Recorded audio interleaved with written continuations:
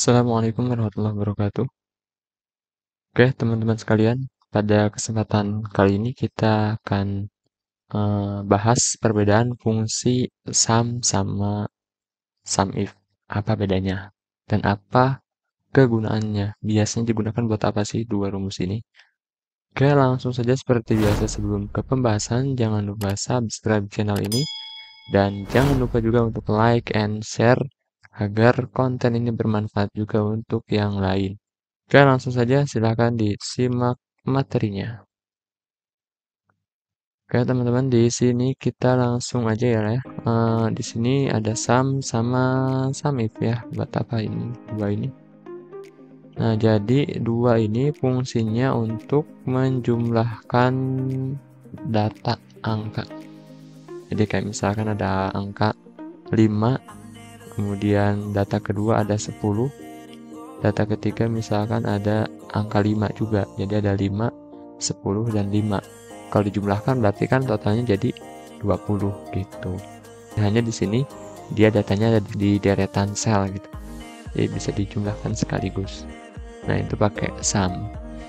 Kalau sum if juga sama, dia menjumlahkan data yang berupa angka. Kemudian berdasarkan kriteria tertentu. Oke, langsung saja lah ya dipraktekkan. Biasanya setelah dipraktekkan atau setelah disimak langsung dengan studi kasus biasanya lebih paham. Oke, di sini saya punya data di Microsoft Excel nih. Ada data uang kas sekolah. Dimana ini dari tanggal kok daftar sih? Tanggal iuran berarti ya.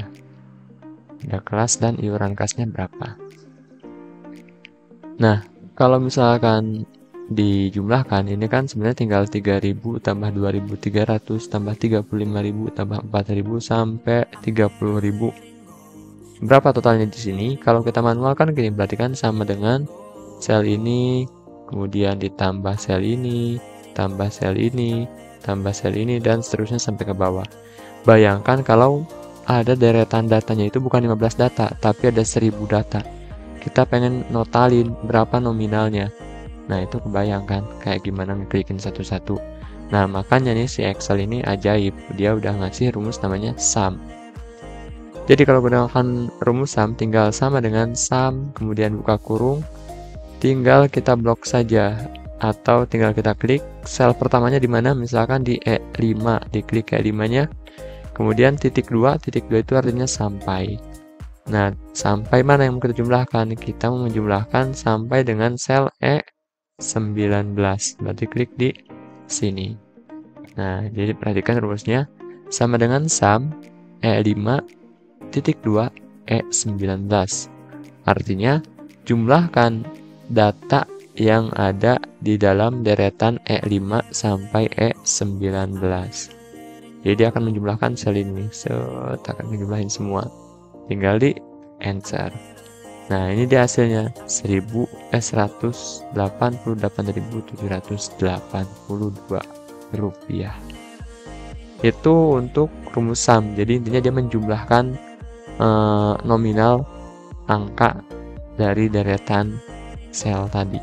Nah, di sini ada resumenya nih. Kita pengen tahu dari uang kas yang total 188.000 ini, pengen tahu nih di kelas 10 itu ada berapa totalnya, kemudian di kelas 11 ada berapa duit, kemudian di kelas 12 juga ada berapa. Nah, seperti apa rumusnya atau seperti apa untuk rumus si sum if itu? Jadi gini, karena kita mau menjumlahkannya ada kriteria tertentu, ada 10, 12, sama 11 ini. Nah, ini kan harus dipilihin kalau manual. Ini diklik gitu kan. Kan bisa aja kan tadi yang saya bilang sama dengan, oh ini 10 yang ini. 10 ada lagi mana? Oh ini. Ada lagi 10 ini. Ada lagi 10 ini. Ada lagi terus kita diklikin satu-satu. Udah nggak ada lagi kan kalau ini. Ada 4 biji. Di enter telah ketemu 13.700 gitu. Kembali ke kasus tadi, bayangkan kalau kita tuh punya deretan datanya itu ratusan atau ribuan data. Bayangkan harus nyariin satu-satu, diklikin satu-satu, itu ribet. Nah, di sini ada rumus namanya sum if. sum if buka kurung. Nah, di sini ada rank. Tetap rank itu akan kita pilih. Nah, ranknya kalau teman-teman ingat rumus countif ya samalah. Kita bakalan nyari dari rank kriterianya. Karena kita mau nyari kelas 10 ini berarti cari di rank ini nih. Ranknya ini kan. Nah, D5 D19. Kemudian koma. Kriterianya apa nih yang mau kita cari? Yang kita cari ada kriteria 10. Karena 10 ini dia berupa teks, maka pakai petik. Kemudian koma lagi, nah baru di sini ada sum rank.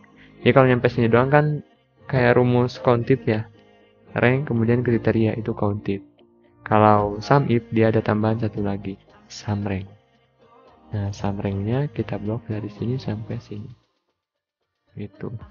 Jadi dia akan menjumlahkan yang di deretan E5 sampai 19 berdasarkan kriteria yang dicari dari D5 sampai D19, yaitu yang dicarinya adalah kelas X atau 10.